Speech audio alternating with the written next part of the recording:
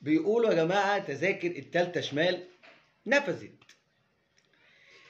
وده دليل ان النادي الاهلي ملهوش جمهور. النادي الاهلي ليه شعب، وشعب النادي الاهلي محدش يقدر يعاديه.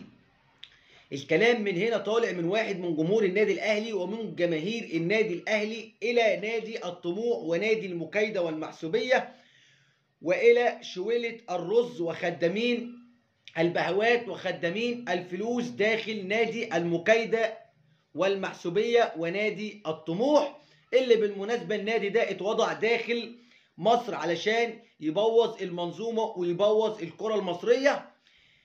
انت ما ينفعش تيجي على الغلبان. وجمهور النادي الاهلي اقسم بالله انا شفت ناس بنفسي بتقول لو اخد جنيه في جيبي هروح عند في الناس اللي فاكرة ان هي اشترت الدنيا كلها بفلوسها، ولكن العتب مش على اللي فوق، العتب على خدامين الفلوس. المفروض اللي هم مننا وعلينا ان هم يفكروا في يوم من الايام ان هم يعادوا شعب النادي الاهلي. وكالعاده تذاكر التالتة شمال خلصت.